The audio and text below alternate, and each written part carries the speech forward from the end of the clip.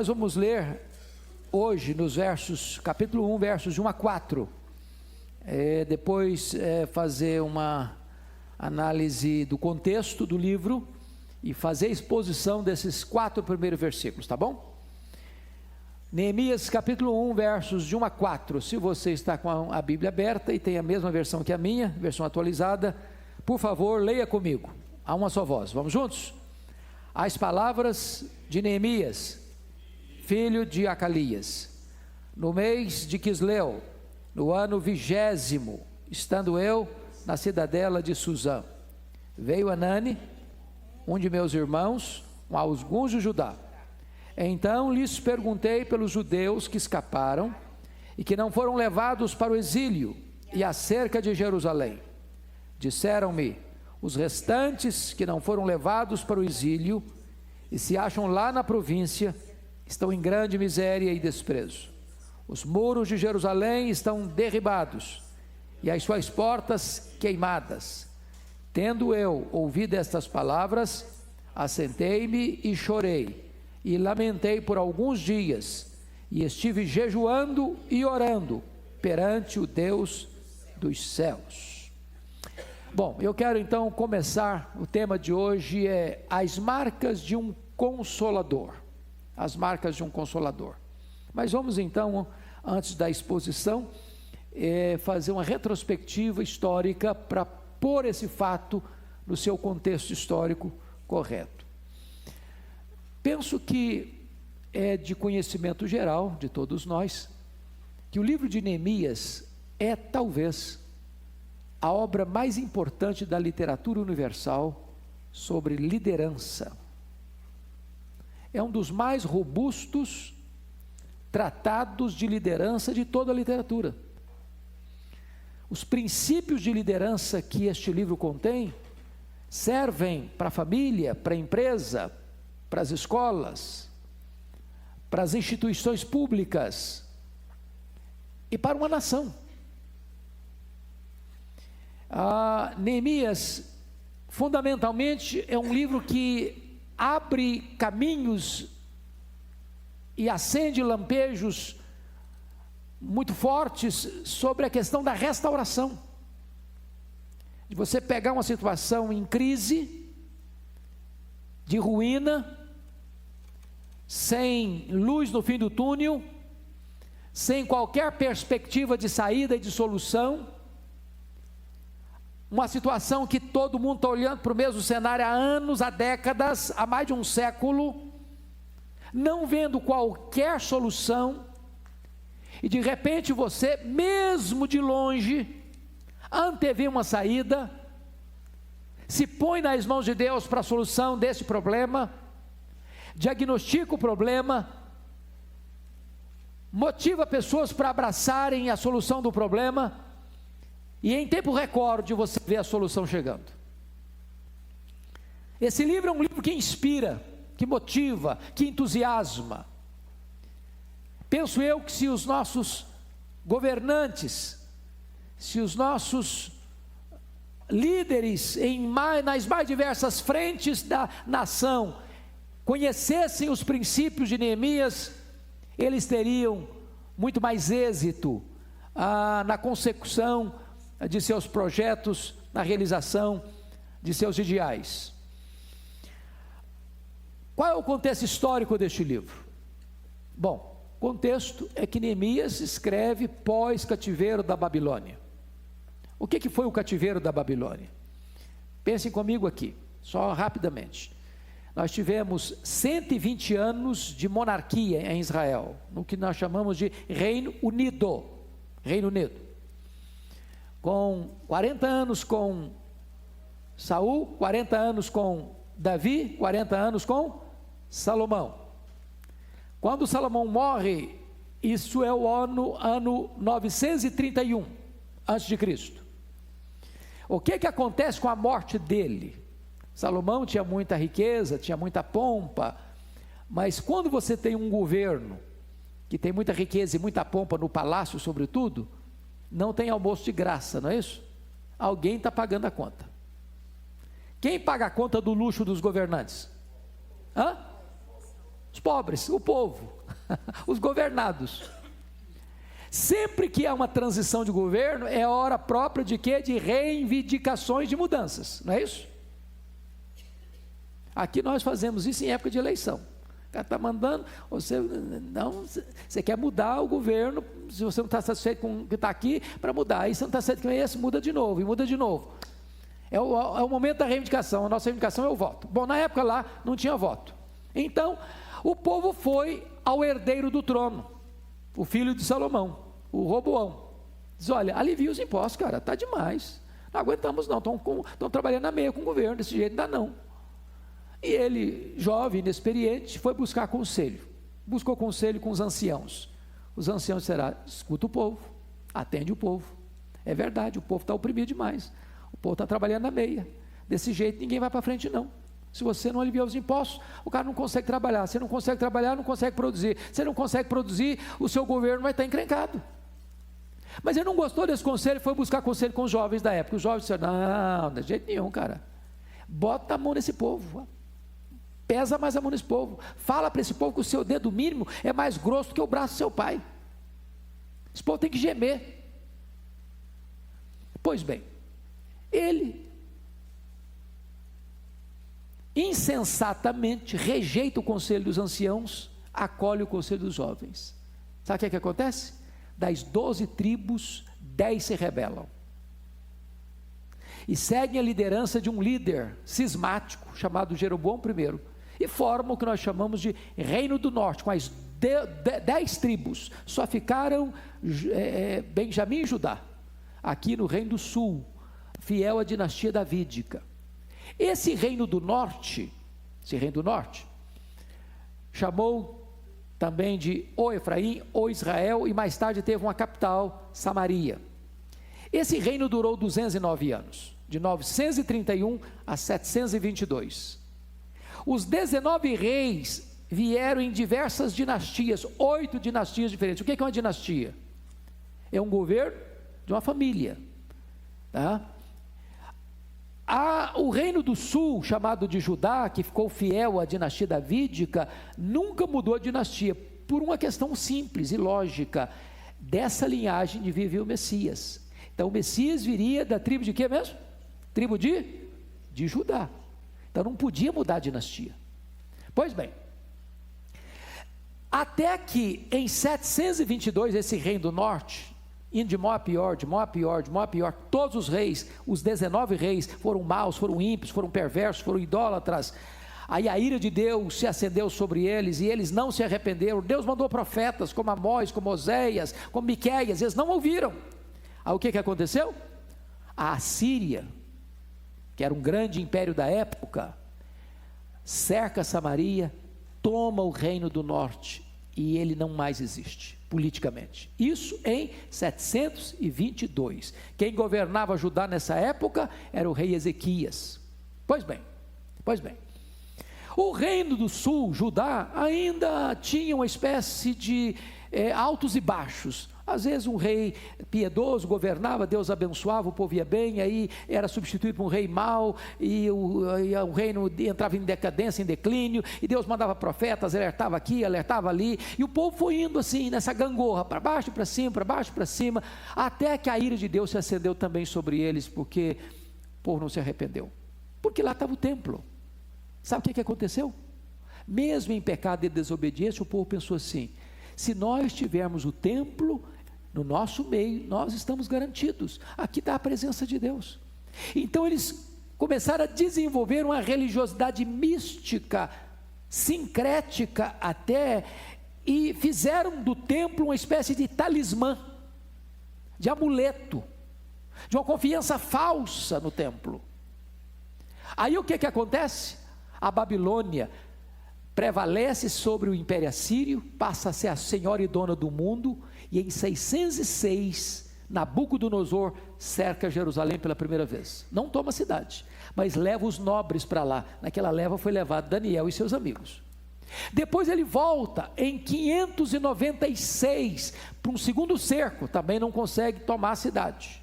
Porém, no ano 586, Nabucodonosor entra na cidade. depois de um cerco longo.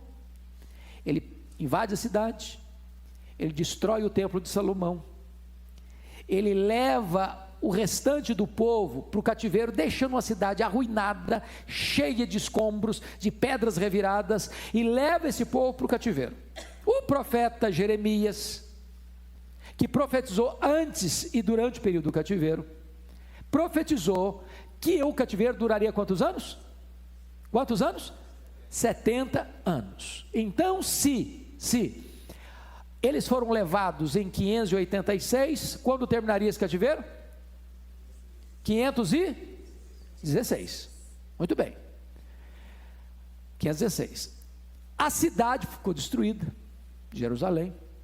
Os que foram levados para lá, é só ler o Salmo 137, no começo, sabe o que eles fizeram? Eles se assentavam às margens dos rios da Babilônia, penduravam as suas harpas nos salgueiros e só choravam, lembrando Sião. Quando eles pensavam em olhar para frente, eles gritavam: feliz é aquele, ó Babilônia, que esmagar a cabeça de seus filhos numa pedra. Em outras palavras, eles queriam vingança, eles queriam holocausto, e eles queriam mais, eles queriam que os filhos daqueles que fizessem isso com eles fossem massacrados. Mas com o tempo, sabe o que aconteceu? Eles se acostumaram com a Babilônia, eles começaram a se aculturar à Babilônia, eles começaram a gostar da Babilônia, eles começaram a pensar como os babilônios, e eles acabaram, a maioria deles, ficando por lá. Aí você sabe de uma coisa, nesse meio desses 70 anos, o que aconteceu com a Babilônia? A Babilônia caiu. Como é que caiu? Lembra do Nabucodonosor? Que era o grande rei, era um super monarca, era um poderoso monarca, muito cheio de soberba, e Deus fez o cara comer capim, para ele se arrepender, e ele só se arrependeu depois que foi humilhado, andou de 4 no meio do pasto, as unhas viraram casco, seu corpo virou couro, com pelo, recebendo o orvalho do céu, e ali ele se quebranta e Deus o perdoa. Mas o sucessor dele, o Belsazar, não emendou seus caminhos, e você conhece essa história que está lá escrita no capítulo 5 de Daniel. Esse rei Belsazar dá uma festa,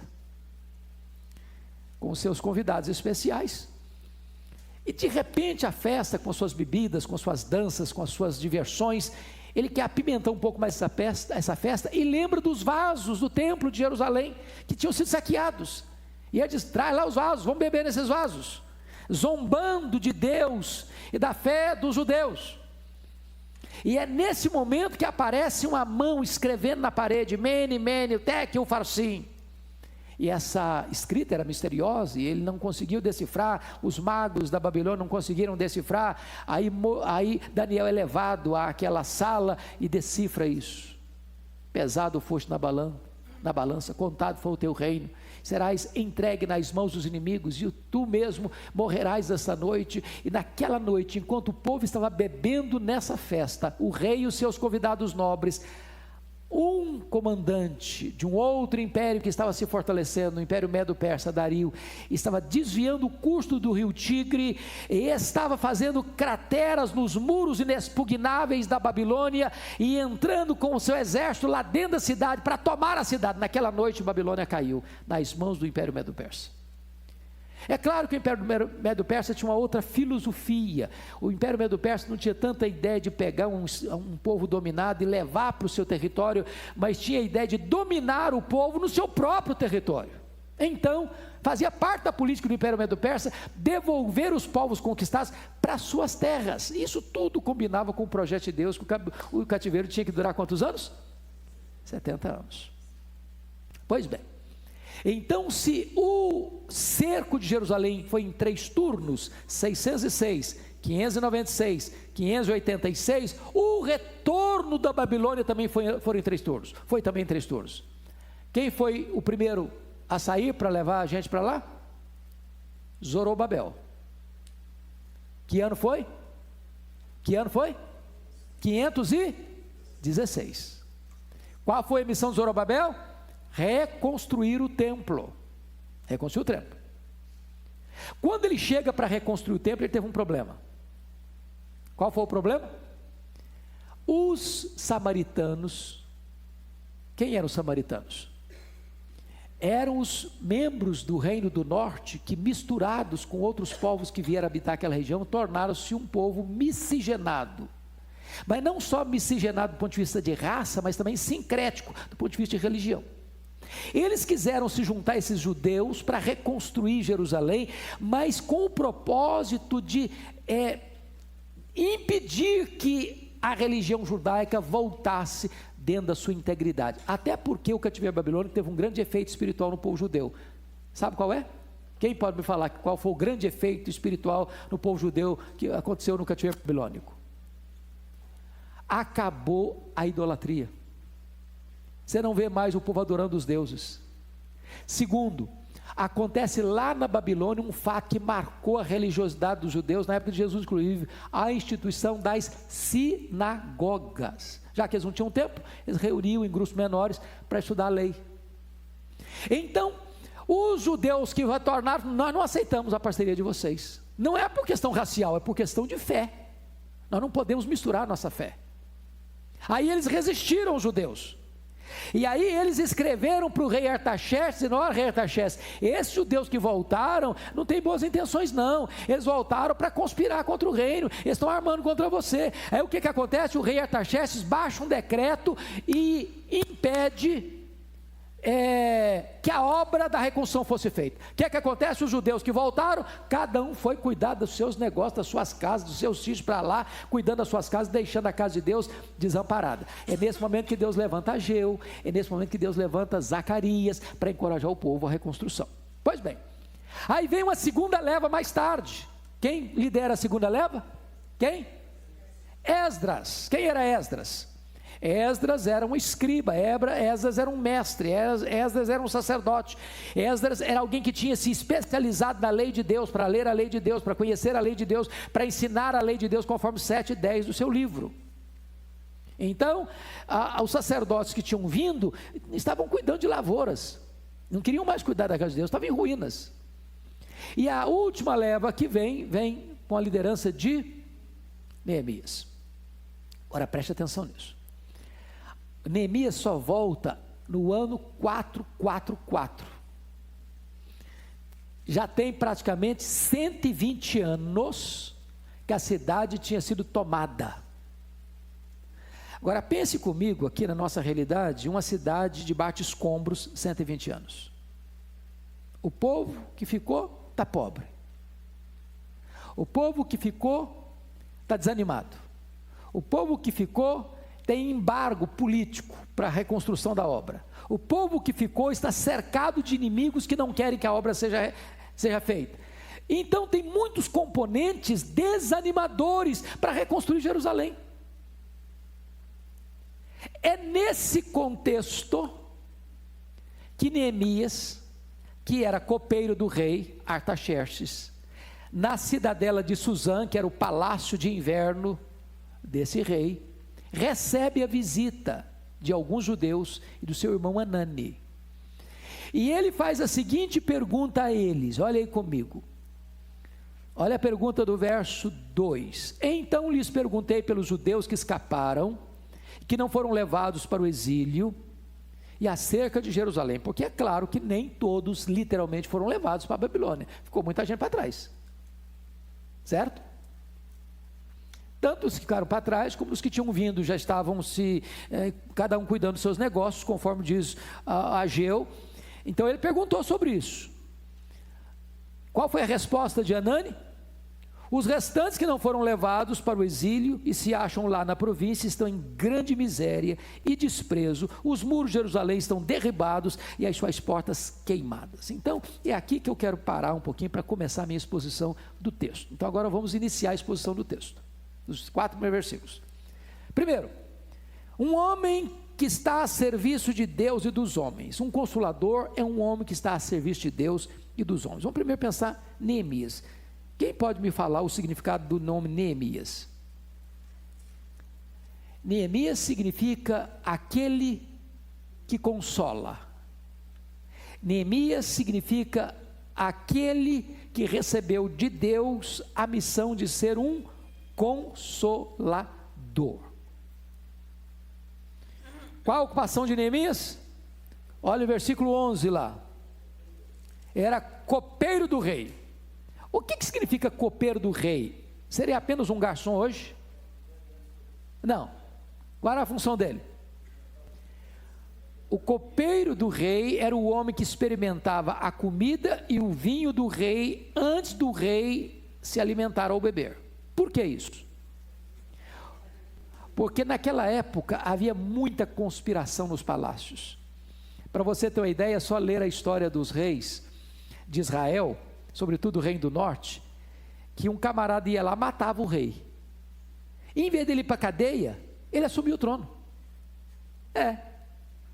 Então a conspiração nos palácios era muito grande. E uma das maneiras que se temia demais a morte dos reis era por envenenamento. Botava uma estraquinina lá é isso mesmo? Estraquinina mesmo? Será como é que é o negócio? Deve ser isso mesmo, né? Um arsênico lá. E o cara bebia, daqui a pouquinho empacotava. Então, se ele tinha um copeiro, antes tinha que fazer isso na presença dele. Se o cara não caía morto, então posso beber, então posso comer. Não era apenas um garçom, era alguém da mais alta confiança, porque o copeiro do rei era alguém que tinha livre acesso ao rei. Ele tinha influência sobre o rei e no reino, era um cargo de confiança. Como é que você dá o ministro mais próximo do presidente hoje? Casa Civil, não é? É um cara assim mais ou menos, é um ministro da Casa Civil. Era o cara que tinha pleno acesso nas comunicações mais próximas ao rei. Então, vamos pensar comigo agora. Esse homem tinha essa ocupação, ele tinha essa influência. E o que é liderança, irmãos? Liderança é influência. Tem gente que exerce cargo de liderança e não é líder. Tem gente que não exerce cargo de liderança e tem liderança. Por quê? Porque liderança é, sobretudo, influência. E Neemias tinha influência. Mas esse homem tinha mais, ele tinha empatia. O versículo 4 diz que quando ele recebe essas informações, ele se assenta, ele chora, ele lamenta por alguns dias, ele jejua e ele ora. A grande pergunta é: até que ponto os dramas do povo mexem conosco?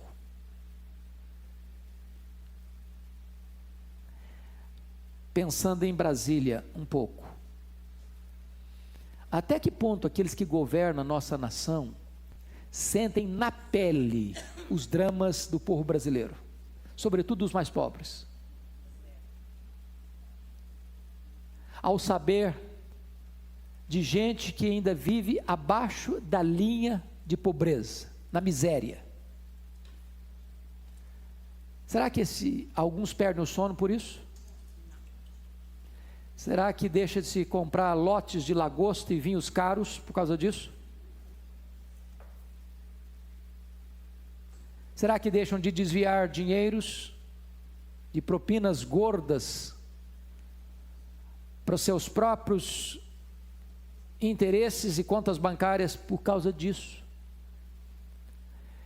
Veja que quando Neemias soube da miséria que o povo dele estava, ele parou, ele sentou, ele lamentou, ele chorou, ele jejuou, ele orou. Ele tem o quê? Sensibilidade, compaixão. Isso é um líder. Isso é um líder. Segundo lugar, Neemias, um homem que se importa com as pessoas e não apenas com o seu sucesso. Pense comigo isso. Esse camarada é copeiro do rei, é tudo que um cara queria na vida. Primeiro, se tem comida boa, ele tinha acesso a essa comida. Se tinha vinho da melhor qualidade, ele tomava o primeiro gole. Se tinha luxo e conforto no palácio, ele era o primeiro a desfrutar desse luxo. Era uma profissão top, que ninguém queria dizer: não, eu abri mão disso aqui jamais, aqui você é doido, eu perdi uma bocada dessa. Esse camarada, apesar de estar no apogeu da sua carreira, ele está pensando: como eu posso socorrer o meu povo? E a primeira coisa que esse cara faz, que eu achei incrível, e que ele tem coragem de fazer, perguntas. Há um comentário do livro de Neemias, do irmão André, o André das Missões Portas Abertas. Se você pegar esse comentário, leia, por favor. E o irmão André disse uma coisa interessantíssima: cuidado, muito cuidado em fazer perguntas, porque fazer perguntas pode responsabilizar você. Nós, na cultura brasileira, temos o hábito de empacotar e botar na fileira do bom dia, boa tarde, boa noite, uma outra pergunta. Aliás, uma outra pergunta, uma pergunta. Qual é a pergunta que nós colocamos logo em seguida? Bom dia, tudo bem? Mas esse tudo bem é pro forma. Porque se a pessoa falar: não está bem não, bom, mas também não quero escutar não, eu perguntei só para perguntar, você se vira aí. Eu não tenho tempo, não tenho disposição, não tenho interesse, eu não tenho recurso para ajudar, eu não estou nada afim de saber dos seus dramas não, fica com eles para lá. Então, se você não quer se envolver, não faça perguntas, porque fazer perguntas pode envolver você. Alguém pergunta assim: fulano, como é que você descobriu a sua vocação? Leia a história dos homens, das mulheres que influenciaram o mundo, e você vai descobrir uma coisa: alguém pode descobrir a sua vocação por um chamado místico de Deus. É aquele negócio que você sente, e é tão forte, e você não pode negar isso. É aquilo que Paulo sentiu: eu não fui desobediente à visão celestial. Pronto, ele recebeu um chamado, e pronto, e ele não pode deixar de fazer o que Deus mandou fazer. Agora você vai encontrar outras pessoas que receberam o seguinte chamado: eles viram uma necessidade, fizeram perguntas, foram informados de uma necessidade, e o conhecimento daquela necessidade foi a grande alavanca da sua vocação.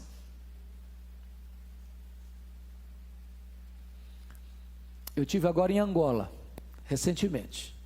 Você vê a miséria e você diz: meu Deus, eu não posso ir embora e esquecer, eu tenho que fazer alguma coisa, e eu estou fazendo alguma coisa, quero fazer mais coisa. Você vê uma pessoa necessitada à sua porta, você precisa fazer alguma coisa. O conhecimento de uma necessidade torna você responsável. Como é que diz lá o livro Pequeno Príncipe? Tu te tornas eternamente responsável por aquilo que cativas. Então, parafraseando o Pequeno Príncipe, você se torna responsável pelas perguntas que você faz, pelas respostas que você recebe, porque se você recebe a informação de que tem uma necessidade, Deus está levantando você para atender aquela necessidade. Foi o que ele sentiu. Então vamos lá, ele fez perguntas. Mas a segunda coisa que esse homem fez, esse homem diagnostica os problemas do seu povo. Vamos ler de novo o versículo 3? Vamos ler todos nós o versículo 3, por favor? Vamos lá? Disseram-me os restantes que não foram levados para o exílio e se acharam lá na província, estão em grande miséria e desprezo. Os muros de Jerusalém estão derribados e as suas portas queimadas. O que que isso significa? Primeiro, vamos lá. Muros quebrados, trazendo para a realidade hoje, nós, que significa? Significa o quê? Falta de segurança. Naquela época, irmãos, a segurança de uma cidade estava no fato dela ter muralhas, e essas muralhas tinham torres, e em cima dessas torres tinham sentinelas, e quando porventura viesse algum ataque, esse sentinela tocava a trombeta, avisava o povo, todo mundo se armava, se preparava para enfrentar aquele ataque. Se não tinha muralhas, o que significa? A cidade estava o quê? Vulnerável. A cidade estava sem defesa.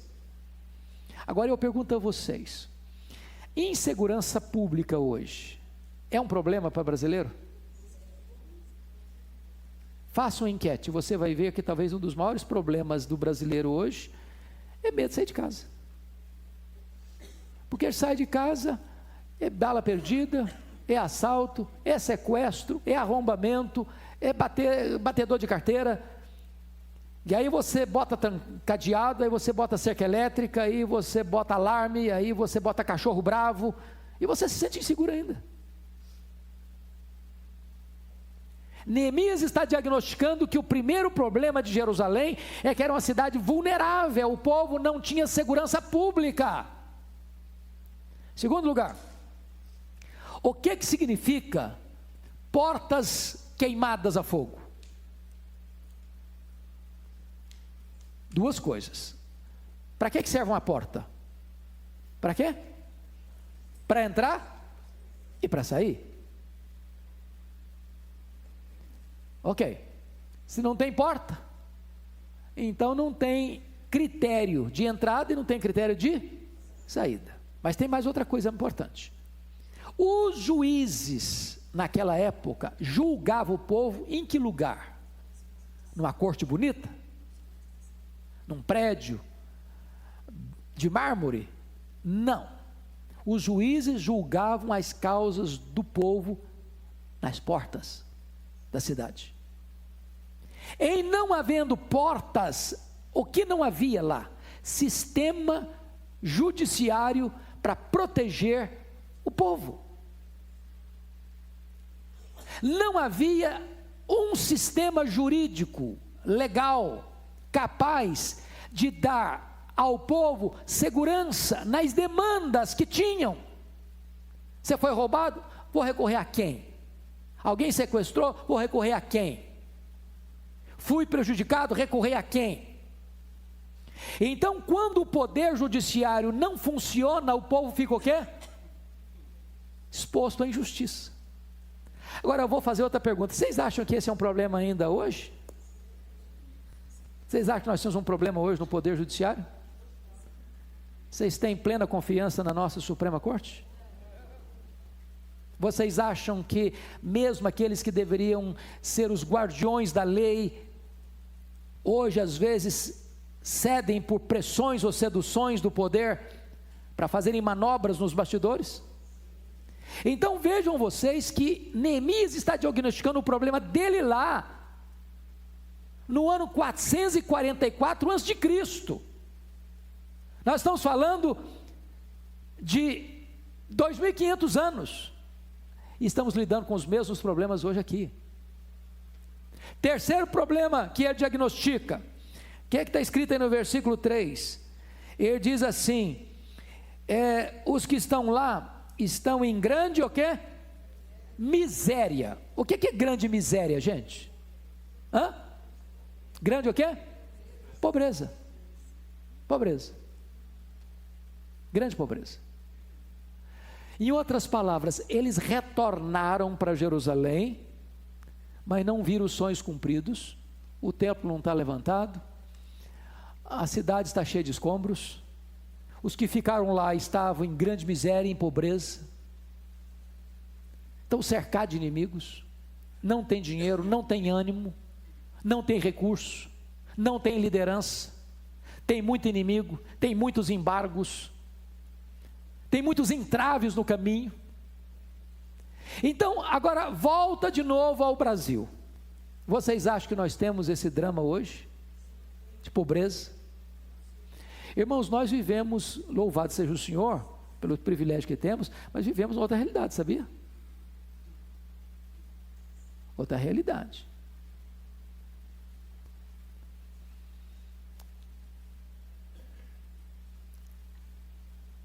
E às vezes a gente pensa que o fato de a gente viver num certo conforto, que está todo mundo assim, tá não, tá não, tá não. Há muitas pessoas suando a camisa para apertar o jogo para comer. Tem muita gente no Brasil indo que o sonho dele é pelo menos se alimentar. Então pare de murmurar um pouquinho, para de reclamar um pouquinho, porque tem muita gente que gostaria muito de estar no seu lugar. Quarto diagnóstico que ele faz das informações que recebe: o povo está lá, está em grande miséria, mas o quê? E desprezo. Alguém pode me fazer um paralelo entre pobreza e desprezo? Entre uma coisa e outra, o que é pior? O que é desprezo, gente?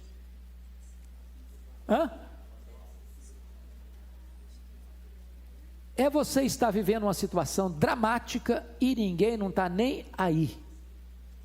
Se vira. Eu não me importo.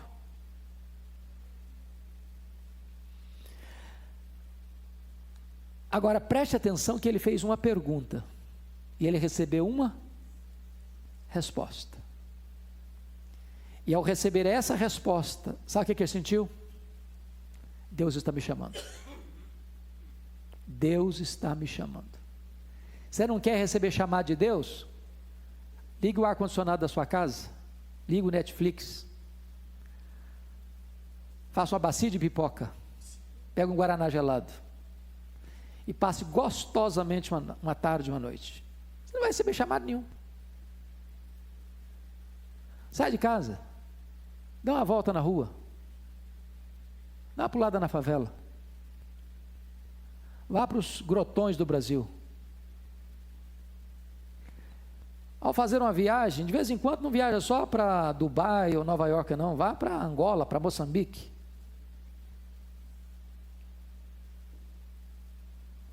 E de repente Deus vai começar a mexer com o seu coração e vai chamar você para um grande desafio.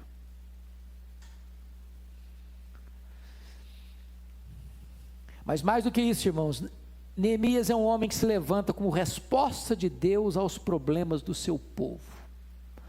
Você pode ler o 4 comigo? Vamos lá?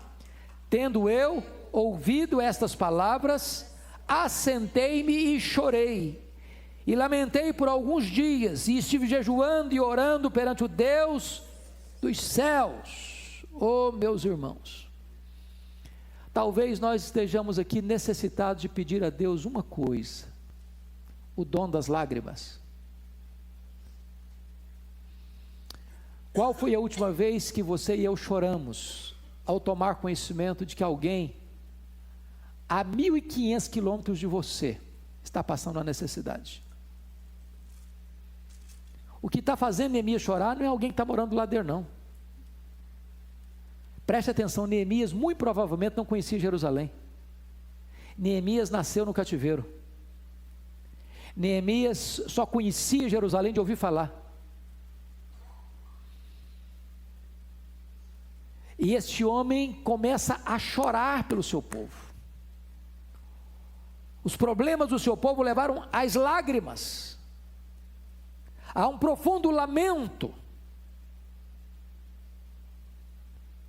E essa é uma coisa importante, irmãos. Se um problema não mexer com as suas emoções, com o seu coração, não mexer com as suas entranhas, você não se mexe, você não se move. Não se move. Não se move. Nós estamos blindados demais. Nós estamos áridos demais. Nós estamos com os olhos enxutos demais. Mas temos mais 10 minutos, então vamos lá. Um homem consolador é um homem que busca os recursos do céu e da terra para resolver os problemas do povo. Primeiramente, ele busca os recursos de Deus. De que maneira? De duas maneiras. Primeiro, com jejum e com oração. Você já parou para perguntar por que ele buscou a Deus em jejum? Irmão, jejuar não é uma prática fácil, é? Tem gente que gosta de jejuar, tem hábito de jejuar, e jejua assim, na palavra bem brasileira, com os pés nas costas.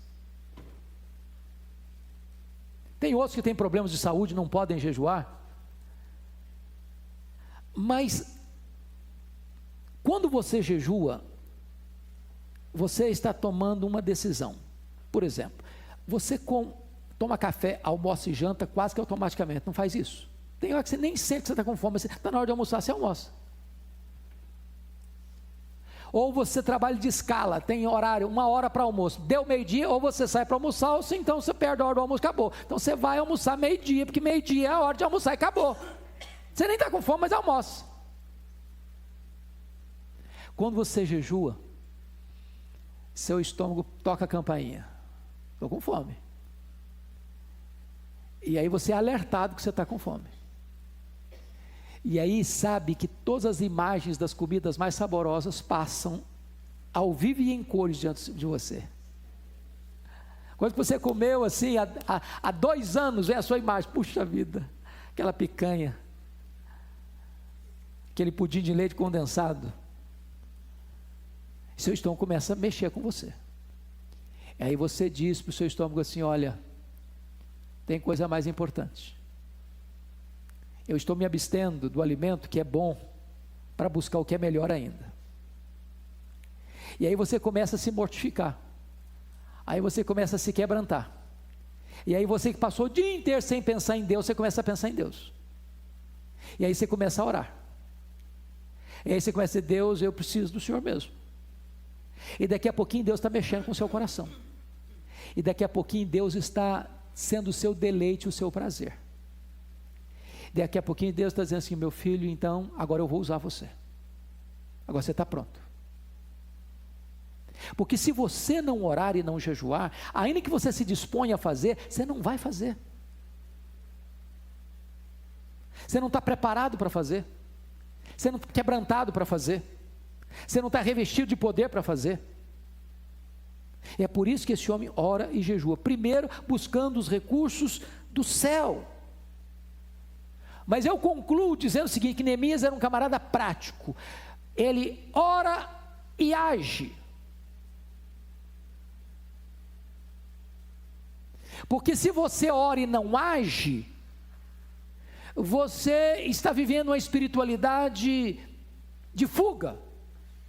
Se você age e não ora, você está sendo arrogante, autossuficiente. E aí olha comigo o versículo 11. Ele chega diante do rei. Mas antes de ir ao rei, ele está na presença do Rei dos Reis. E ele diz assim: ah, Senhor, estejam, pois, atentos os teus ouvidos, a oração do teu servo e a dos teus...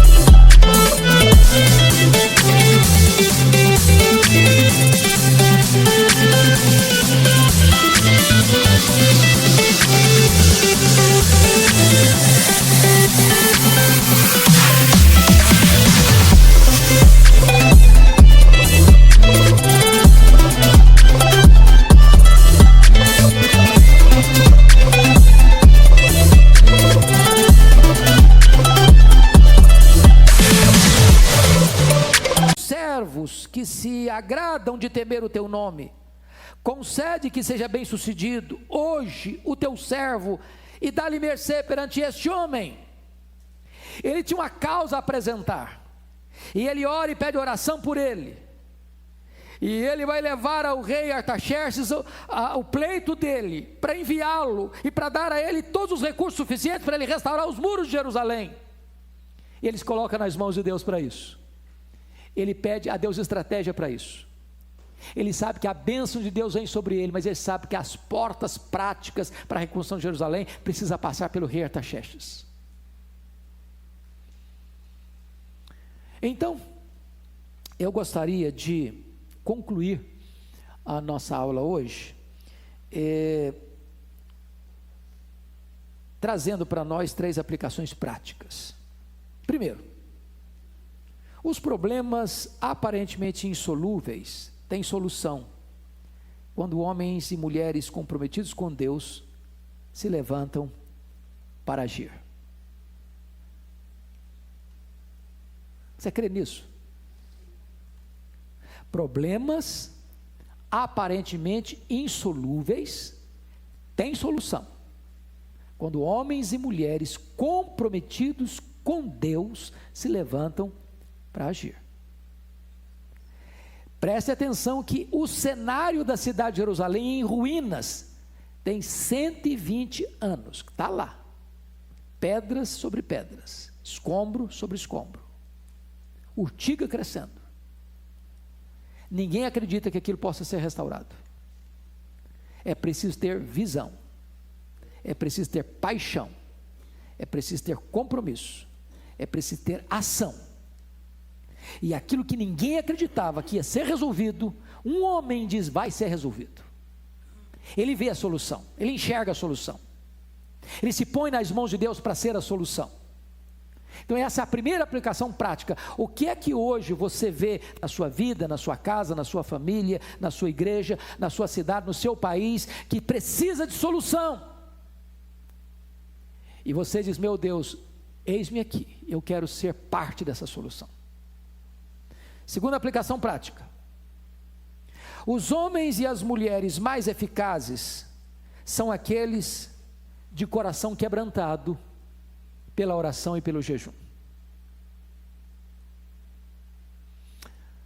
Preste atenção nisso. Os homens mais práticos, que foram mais efetivos e eficazes nos grandes e intrincados problemas políticos, econômicos, sociais, morais de uma nação, espirituais de uma nação, foram homens de coração quebrantado por meio de oração e jejum.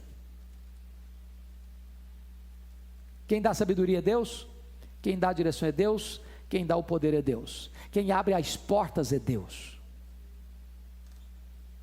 Então não tem dessa não, eu sou o cara. Agora tem um grupinho que ora por mim, tadinho, uns coitadinhos que não sabem fazer nada, eles vão lá orar. Eu sei fazer, eu vou fazer, enquanto aqueles que não sabem nada vão orar. Não, nada disso, nada disso. É você que está na linha de frente, que vai ser o primeiro a dar exemplo. Bota o joelho no chão, que se quebranta, se humilha, chora, ora, jejua, pede a Deus, levanta mais gente para orar. É você crer numa coisa: quem faz é Deus, Ele usa a gente, mas quem faz é Ele. Terceiro e último princípio prático: Deus pode levantar você, se você tiver coragem, de fazer perguntas, se você tiver coragem de sair da sua zona de conforto. Deus pode usar sua vida. O que eu acho maravilhoso é que Neemias vai. Neemias recebe toda a ajuda que pediu ao rei Artaxerxes. E diz a Bíblia, quando ele chega em Jerusalém, ele não falou nada para ninguém. Ele sozinho começou a vistoriar a cidade, andar pela cidade, fazer um diagnóstico do problema. Depois que ele fez um diagnóstico do problema, então estrategicamente ele chamou a liderança. Vão trabalhar, vão fazer, dá para fazer, vão fazer. E quando a liderança está unida e coesa e motivada e olhando na mesma,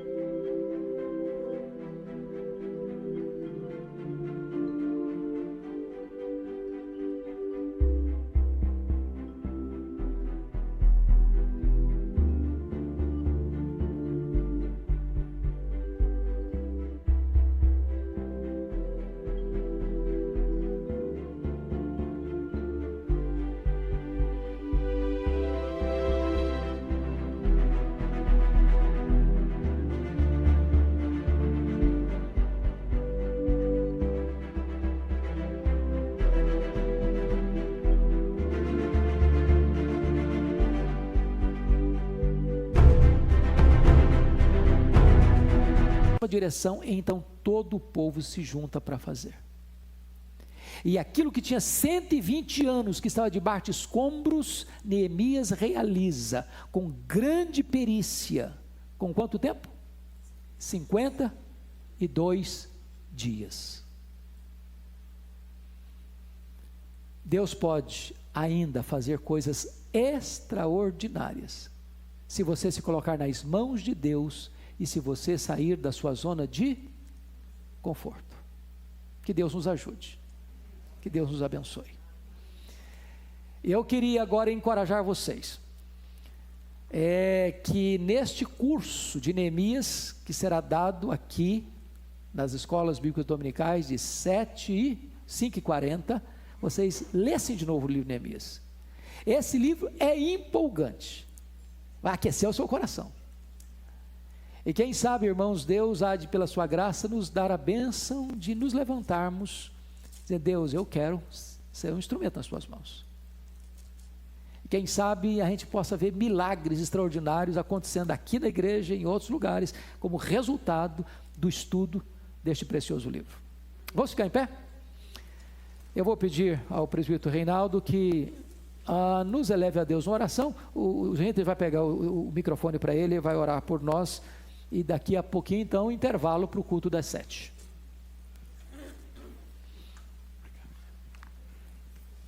Vamos orar.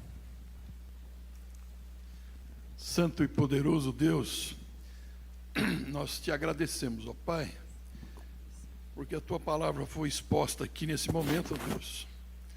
Obrigado porque nós pudemos, ó Deus, conhecer a tua obra através dos nossos irmãos do passado, ó Pai. Nós te pedimos, Senhor, que isso cale fundo aos nossos corações e cada um de nós possamos estar nas tuas mãos, ó Deus, ao teu serviço. Usa-nos, ó Pai, para a tua honra e para a tua glória. É em nome de Jesus que eu oro, ó Deus, e também te agradeço. Amém.